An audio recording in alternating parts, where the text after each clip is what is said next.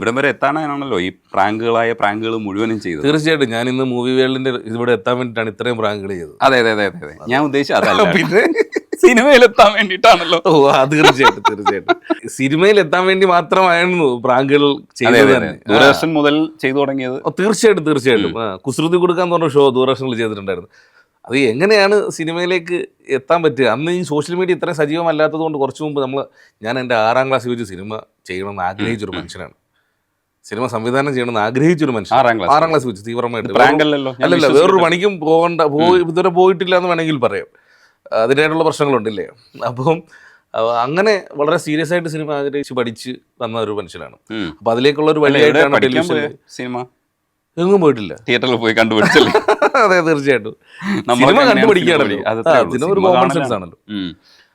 എന്താ ചോദിക്കാൻ കാരണം? സിനിമ പഠിച്ചാലേ സിനിമ ചെയ്യാന്നുള്ളൊരു ആവശ്യമുണ്ടോ? അങ്ങനെ ഒന്നും പഠിക്കണ്ട, കാരണം നിങ്ങൾ ഇത് ആരും പഠിച്ച കാര്യമല്ലല്ലോ ചെയ്ത് കാണിച്ചേക്കണേ. അതല്ല, എന്താ സംഭവം വെച്ചാൽ സിനിമ അങ്ങനെയൊന്നും പഠിക്കുകയോ അല്ലെങ്കിൽ ഒരു പ്രസ്ഥാനത്തിന് മെമ്പർഷിപ്പ് ചെയ്യുകയോ ഒന്നും ചെയ്യേണ്ട ആവശ്യമില്ല. പഠിക്കുക എന്ന് പറഞ്ഞാൽ ആ ഒരു ഭാഗ്യം എനിക്ക് ഉണ്ടായില്ലെന്ന് മാത്രമേ ഉള്ളൂ കേട്ടോ. ഇപ്പം അസിസ്റ്റ് ചെയ്യുക എന്ന് പറയുന്നൊരു ഭാഗ്യമാണ്. സിനിമ ഇൻസ്റ്റിറ്റ്യൂട്ടിൽ പോയി പഠിക്കുക എന്ന് പറയുന്നതൊക്കെ ഒരു ഭാഗ്യമായിട്ടാണ് കാണുന്നത്. പക്ഷേ ഇതൊന്നും ചെയ്യാതെ ഒരാൾ സിനിമ ഉണ്ടാക്കിയിട്ടുണ്ടായിരുന്നറിയോ? ആരാ? Lumiere brothers. പുള്ളി ഒരു മെമ്പർഷിപ്പ്, FKയിൽ മെമ്പർഷിപ്പ് ഇല്ലായിരുന്നു, ഒരാളുടെ അസിസ്റ്റും ചെയ്തിട്ടില്ല. സിനിമ ആദ്യമായിട്ട് ഉണ്ടാക്കിയ ആളെ ആരുടെ സിനിമ കണ്ടുപിടിച്ചിട്ടാണ് സിനിമ ഉണ്ടാക്കിയത് തന്നെ. ആ ഒരു ഇൻസ്പിറേഷൻ എനിക്കുണ്ട്. സിനിമ നമ്മൾ കണ്ടുപിടിക്കാൻ വല്ലാത്തൊരു ഇൻസ്പിറേഷൻ ആയി പോയത്. ഇൻസ്പിറേഷൻ എനിക്ക് അങ്ങനെ തോന്നിയിട്ടുണ്ട്. ഇപ്പൊ ഈ നമ്മളിപ്പോൾ ഈ സിനിമാ വ്യവസായത്തിൽ അല്ലെങ്കിൽ സിനിമ കാണുമ്പോഴും സിനിമാ ചർച്ചകളും സിനിമാ തർക്കങ്ങളും സിനിമാ പ്രശ്നങ്ങളും സംഘടനയെ വിലക്കുന്നു അങ്ങനെയുള്ള കുറേ കാര്യങ്ങൾ നടക്കുന്ന ഒരു സാഹചര്യത്തിൽ ഞാൻ ആലോചിക്കും, ഈ ലൂമിയർ ബ്രദേഴ്സ് സിനിമ കണ്ടുപിടിച്ചപ്പോൾ ഏതെങ്കിലും സംഘടനയിൽ അംഗമായിരുന്നു അല്ലെങ്കിൽ അംഗമല്ലാതായിരുന്നു? ഒരു സംഘടന ഉണ്ടായിട്ടാണോ സിനിമ കണ്ടുപിടിക്കാൻ അദ്ദേഹത്തിനുണ്ടായ ഒരു ചിന്ത? ഒന്നുമല്ല. പക്ഷേ അനൂപ സംഘടനയിലുണ്ട്. ഉണ്ട് അതുകൊണ്ട് പറ്റില്ല. അതെ ഈ ശരിക്കും പറഞ്ഞാൽ ദൂരദർശൻ കഴിഞ്ഞിട്ട് ഈ കുറച്ചുകൂടെ ഈ പ്രാങ്ക് എന്ന് പറഞ്ഞാൽ കുറച്ച് ഇറിറ്റേറ്റ് ചെയ്യുന്ന ഒരു സംഭവമായിട്ടുള്ള ഏരിയാസിൽ ചെയ്തിട്ടുണ്ട്. അത് ശരിക്കും ഇപ്പോഴും ഡാർക്ക് ഏരിയാസ് ആണ്. നമ്മൾ അതേപോലെ ചെയ്യാൻ രജനീഷിനോട് എൻ്റെ ഒരു സംഭവം പറയട്ടെ. അതായത് പ്രാങ്ക് എന്ന് പറയുന്നത് എൻ്റെ ഒരു കാഴ്ചപ്പാട് പ്രാങ്ക് എന്ന് പറഞ്ഞത് വില്യം ഹൊറാസ് ഡെ ഗോൾ എന്ന് പറഞ്ഞ ആളാണ്. 1881 ജനിച്ചിട്ടുള്ള ഒരാളാണ്. പുള്ളിയാണ് ലോകത്തിന്റെ സുൽത്താൻ ഓഫ് പ്രാങ്ക്സ്. ഈ അനൂപ് പറയുന്ന കാര്യങ്ങളൊക്കെ വിശ്വസിക്കാൻ വലിയ ബുദ്ധിമുട്ടില്ല. വില്യം ഹൊറാസ് ഗൂഗിൾ ചെയ്യാൻ പതുക്കെ ഫോൺ എടുത്തിട്ടുണ്ട്. വില്യം ഹൊറാസ് ആണ് സുൽത്താൻ ഓഫ് പ്രാങ്ക്സ് എന്ന് അറിയപ്പെടുന്ന ഒരാൾ. അയർലൻഡുകാരനാണ്. പുള്ളി ചെയ്ത അത്രയും റിയലിസ്റ്റിക് പ്രാങ്കുകൾ ഇന്ന് ഞാനോ അല്ലെങ്കിൽ ഞാൻ ഒരുപാട് ഇൻസ്പയർഡ് ആയിട്ടുള്ളതാണ് സാബു ചേട്ടനോ ഇവിടെയുള്ള വേറെ ആരും ചെയ്തിട്ടില്ല. കേരളത്തിൽ ലോകത്തും ആരും ചെയ്തിട്ടില്ല. അത് 1881 ജനിച്ചൊരു മനുഷ്യനാണ്. അദ്ദേഹം അയർലൻഡുകാരനാണ്. അയാൾ ചെയ്തേക്കുന്നതൊക്കെ ഒരു രാജാവിനും അദ്ദേഹത്തിന്റെ കൺസെപ്റ്റുകൾക്കും ഒക്കെ ആ സാഹചര്യത്തിൽ ആ വേഷം കെട്ടോടുകൂടി അന്ന് കുറെ സാധനങ്ങൾ ചെയ്തിട്ടുണ്ടായിരുന്നു. അതിനുശേഷം അങ്ങനെ ഒരു പ്രാങ്കിലെ വന്നിട്ടില്ല. പ്രാങ്കിന്റെ തുടക്കം വേറൊരു സാധനം ഉണ്ട് ബ്രോ. നിങ്ങൾക്കറിയോ മനുഷ്യനും പ്രാങ്കും തമ്മിലുള്ള ബന്ധം? എൻ്റെ ഒരു ചിന്ത അല്ലല്ല, ഇത് മനുഷ്യനും പ്രാങ്കും തമ്മിൽ ഭയങ്കര ഉണ്ട്. ദൈവം മനുഷ്യനെ സൃഷ്ടിച്ചതിനോടൊപ്പം തന്നെ പ്രാങ്ക് സൃഷ്ടിച്ചെന്ന് ഞാൻ പറയും.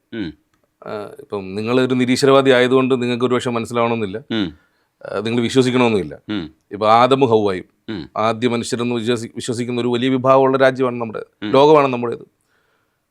ഈ ആദമും ഹൗവയെ സൃഷ്ടിച്ചപ്പോൾ പ്രാങ്ക് സൃഷ്ടിച്ചു. അന്ന് പ്രാങ്ക് ചെയ്തത് പാമ്പായിരുന്നു.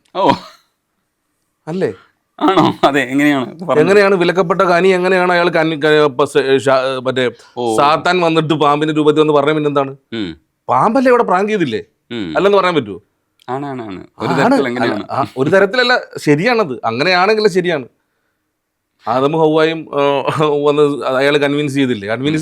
ലോകത്തിലെ ആദ്യത്തെ കൺവിൻസിങ് സ്റ്റാർ ആണ് ആ പാമ്പ്. അയാൾ കൺവിൻസ് ചെയ്ത് അത്രയും നമ്മളൊന്നും ഒരിക്കലും ചെയ്തിട്ടില്ല. ആലോചിച്ച് നോക്കിയേ, അതിന്റെ പാപഭാരം കയറിയിട്ടാണ് ഇപ്പോഴും പാപികൾ എന്ന് വിളിക്കപ്പെടുന്നത്. ആ ഒരു പാമ്പിന്റെ അനുയായികളാണ് ഞങ്ങളൊക്കെ. പാമ്പാണ് എല്ലാവരും ഉണ്ട്. പ്രാങ്ക് പിന്നെ ലോകത്ത് പ്രാങ്കിന് വിധേയമായിട്ടുള്ള ഒരാളാണ് രജനീഷ്. അതെങ്ങനെയാ? ഞാനും ക്യാമറമാനും ഇവിടെ ഇരിക്കുന്ന എല്ലാവരും. അതെങ്ങനെ? സുഹൃത്തെ, നമ്മുടെ അമ്മയാണ് നമ്മൾ ജനിച്ചപ്പോൾ നമ്മൾ കണ്ടു തുടങ്ങിയ ആദ്യ പ്രാങ്സ്റ്റർ. എപ്പോഴെങ്കിലും എന്തെങ്കിലും കാണാതെ പോകുമ്പോൾ അമ്മ എന്താ പറയുന്നത്? കാക്ക കൊത്തിക്കൊണ്ടുവന്ന് പറഞ്ഞിട്ടില്ലേ? പറഞ്ഞിട്ടില്ലേ? എന്ത് പറഞ്ഞാലും പറയാം അത് കാക്ക കൊത്തിക്കൊണ്ട് പോകുന്നത്. കാക്ക കൊത്തിട്ടാണോ പാവം പിടിച്ച് കാക്ക പിടിച്ചിട്ട് പറയുന്നത്? അമ്മ നമ്മളെ പ്രാങ്ക് ചെയ്തിട്ടുണ്ട്. ഇപ്പോഴെല്ലാ അമ്മമാരും തുടരുന്നുണ്ട്. അത് ഈ പ്രാങ്ക് ഇങ്ങനെ ഭൂമി ഇങ്ങനെ കറങ്ങുന്നതിനോടൊപ്പം തന്നെ പ്രാങ്കും കറങ്ങിക്കൊണ്ടേ ഇരിക്കുന്നതാണ് എൻ്റെ ഒരു വിചാരം. പിന്നെ സർക്കാർ പ്രാങ്ക് ചെയ്യുന്നില്ലേ? 5 വർഷം കൂടുമ്പോൾ വന്നിട്ട് ഏത് സർക്കാരായാലും നിങ്ങൾക്ക് ഇവിടെ പാലം തരാം, നിങ്ങൾക്ക് അത് തരാം, ചെയ്തു തരുന്നുണ്ടോ? ഒരു പരിധി വരെ എല്ലാവരും പ്രാങ്കിലൂടെയാണ് ജീവിതം മുന്നോട്ട് കൊണ്ടുപോകുന്നത്. പ്രാങ്കാണ് മൊത്തം, ഉറപ്പാണ്. പറഞ്ഞു വരുമ്പോൾ എല്ലാവരും പ്രാങ്കാ. ഇല്ല ഇല്ലെന്ന് പറയുന്നത് മാത്രമേ ഉള്ളൂ. ഈ പ്രാങ്ക് ചെയ്തിട്ട് പണി കിട്ടും പോലെയാണ്. ഒരു ജഡ്ജി ഓടിച്ചതിന് പണി കിട്ടിയിട്ടാണ് സൂര്യയിൽ ഈ പരിപാടി നിർത്തിയെന്ന് പറഞ്ഞു. സൂര്യല്ല, അത് ഏഷ്യാനെറ്റില്ലേ? ഏഷ്യാനെറ്റിലായിരുന്നു. അത് ക്രൈസി മറ്റേതായിരുന്നു, ക്രേസി TV എന്ന് പറഞ്ഞ ഷോയാണ്. അത് ജഡ്ജി എന്ന് അറിയത്തില്ലല്ലോ. അത് നമ്മുടെ പ്രതാപൻ ചേട്ടനായിരുന്നു എൻ്റെ പ്രൊഡ്യൂസർ, പ്രോഗ്രാം പ്രൊഡ്യൂസർ. അപ്പം പുള്ളി ഏഷ്യാനെറ്റിൽ അപ്പം നമ്മുടെ ഫിറോസ് ഡേഞ്ചറസ് ബോയ്സ് എന്ന് പറഞ്ഞ ഷോ ചെയ്തുകൊണ്ടിരുന്നു. അതിനുശേഷം ഫിറോസ് ക്രേസി TV എന്ന് പറയുന്നത് പ്രചോദനൊക്കെ അന്ന് അവതരിപ്പിച്ചുകൊണ്ടിരുന്ന ഷോയാണ്. അത് കഴിഞ്ഞിട്ട് അതിനകത്തൊരു പ്രാങ്കിൻ്റെ സെഗ്മെൻറ്റിലേക്ക് കൊണ്ടുവന്നു. അത് ഫിറോസാണ് അവതരിപ്പിച്ചുകൊണ്ടിരുന്നത്. അത് കഴിഞ്ഞ് ഫിറോസിനെ എന്തോ ഒരു സാഹചര്യത്തിന് ശേഷം എന്നെ വിളിച്ചു. അപ്പോൾ ഞാനത് ചെയ്തു തുടങ്ങിയപ്പോൾ അതിന് അത്യാവശ്യം റേറ്റിംഗ് ഒക്കെ വരുന്നുണ്ട്. അതിൽ പെട്ടെന്ന് വന്നപ്പോഴത്തേക്കും ഒരാൾ നടക്കാൻ വരുന്നു, അയാൾ നമ്മുടെ ഒരു ടീം ഫ്രണ്ടിൽ ഓടുക, ആ നടക്കുന്നതിൻ്റെ പുറകിൽ വേറൊരാൾ കത്തിവായിട്ട് ഓടുക. അപ്പോൾ ഈ ഇടയ്ക്ക് നിൽക്കുന്ന ആൾ ഭയപ്പെടുമല്ലോ. എനിക്കാണെങ്കിൽ സത്യം പറഞ്ഞാൽ ഇത്തരത്തിലുള്ള ഭയപ്പെടുത്തുന്ന ഒരു ഷോയോടുകൂടി ഒരു താല്പര്യമില്ലാത്ത ഒരാളാണ്. ഒരാളെ ഭയപ്പെടുത്തിയിട്ടല്ല അതിനെ രസിപ്പിക്കേണ്ടത്. അയാളും ഇതിന് ശേഷം രസിക്കുമ്പോഴാണ് അതിന് മൊത്തത്തിൽ നമുക്കൊരു രസമുള്ള ഒരു ഷോ എന്ന് പറയാൻ പറ്റും. എനിക്ക് അത്ര എൻ്റെ ഷോയ്ക്കൊന്നും അത്ര ഭയപ്പെടുത്തലുകളൊക്കെ വളരെ കുറവായിരിക്കും. എന്തെങ്കിലും സാഹചര്യത്തിൽ വന്നിട്ടുണ്ടാവും, പക്ഷെ എന്നിരുന്നാലും വളരെ കുറവായിരിക്കും. അപ്പോൾ ഒരാൾ നടക്കാൻ ഇറങ്ങി ഒരു ഷൂ ഇട്ടുകൊണ്ടൊരു മുട്ട തലയൊക്കെ അടിച്ചൊരു വലിയ ഒരു ചേട്ടൻ ഇങ്ങനെ അങ്കിൾ നടക്കുന്നു, അയാളെ വെട്ടാനായിട്ട് ഓടിക്കുന്നു. ഒരു 10 മിനിറ്റ് കഴിഞ്ഞപ്പോഴത്തേനും എനിക്ക് കോൾ വരുന്നത് MR രാജൻ സാറിൻ്റെ കോൾ, ഏഷ്യാനെറ്റിൻ്റെ വൈസ് പ്രസിഡൻ്റാണ്. എത്രയും പെട്ടെന്ന് നിർത്തണം. ഞാൻ എത്തുമ്പോൾ ആദ്യം ഷോ അങ്ങ് നിർത്തുകയാണ് ചെയ്യുന്നത്. അപ്പം നമ്മൾ ഈ കഷ്ടപ്പെട്ടൊരു സാഹചര്യത്തിലേക്ക് എത്തിക്കൊണ്ടിരിക്കുന്ന സമയത്ത് ഷോ നിർത്തി. എന്നോട് ചോദിച്ചാൽ ആരെയാണ് വെട്ടാനിട്ട് ഓടിച്ചത്? ഞാൻ പറഞ്ഞു എനിക്കറിയില്ല. അത് ഇങ്ങനെ ഒരു ആരുടെയാണ് idea, you are the responsible person പറയാൻ പറഞ്ഞു. ഞാൻ പറഞ്ഞു എല്ലാവരുടെയും കൂടെ ഉള്ള ഐഡിയ ആണ്, എൻ്റെ ഐഡിയ അല്ലായിരുന്നു അത്. സത്യം പറഞ്ഞാൽ അത് ആ പ്രതാപേട്ടൻ്റെ ഐഡിയ ആയിരുന്നു. അപ്പം എല്ലാവരോടും ചേർന്നുള്ള ഐഡിയ ആണ്. അല്ല, നിങ്ങളാണ് ഉത്തരം പറയേണ്ടത്, നിങ്ങളാണ് ഉത്തരവാദി എന്നൊക്കെ പറഞ്ഞു. നിങ്ങൾ ആരെ വെട്ടാനിട്ട് ഓടിച്ച്? ഞാൻ പറഞ്ഞു അറിയില്ല, ജില്ലാ ജഡ്ജി നടക്കാൻ ഇറങ്ങിയാണ്. അതിനുശേഷം ഞാൻ ഈ അടുത്ത സമയത്ത് പിഷാരടിയോട് ഈ കഥ പറഞ്ഞു.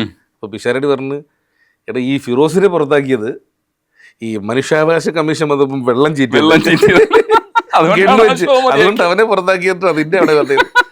ഞാൻ ജില്ലാ ജഡ്ജി വെട്ടാനായിട്ട് ഓടിച്ച്. അതറിയുന്നില്ലല്ലോ. അത് ആ സമയത്ത് കുറേ മുമ്പാണത്. ഏഷ്യാനെറ്റ് പ്ലസിലായിരുന്നു ഷോ. ഈ പിഷാരടിക്ക് പണി കൊടുത്തിട്ടത് പിഷാരടിക്ക് പണി കൊടുത്തതല്ല, അത് എന്താ സംഭവം ചോദിക്കാൻ വന്ന് ചോദിക്കും. അതെ, അല്ല അതൊന്നും ഇല്ലെന്നേ. അത് ഓഡിയോ പ്രശ്നം കാരണം ഞങ്ങൾ മ്യൂട്ട് ചെയ്തതാണ്, അല്ലാതെ വേറൊന്നും ഇല്ല അതിനകത്ത്. അതിന്റെ പേരിൽ ഇങ്ങനെ വിശ്വസിച്ചു. അങ്ങനെ സംഭവം ഉണ്ടായിട്ടുണ്ട്. ഓഡിയോ ഭയങ്കര പ്രോബ്ലം. എന്തായാലും ഭാഗ്യത്തിൽ ഞാൻ റെക്കോർഡ് ചെയ്ത് വെച്ചിട്ടുമില്ല. അതുകൊണ്ട് പിന്നെ ഞാൻ പറയുന്നത് വിശ്വസിക്കണമല്ലോ. അതെ, ഞങ്ങളിപ്പോൾ വന്ന് പരിശോധിക്കാൻ പറ്റില്ലല്ലോ. അതുകൊണ്ട് ഈ പ്രാങ്ക് ചെയ്യുന്നപ്പോൾ തരികിട സാബു ഇടയ്ക്ക് പറഞ്ഞിട്ടുണ്ടായിരുന്നു, തരികിടയ്ക്ക് ശേഷം വന്ന പ്രാങ്ക് പരിപാടികൾ ജെന്യുവൻ അല്ല എന്നുള്ള അർത്ഥത്തിൽ ഒരു കമൻറ്റ് പറഞ്ഞിട്ടുണ്ടായിരുന്നു. അല്ല, ഞാൻ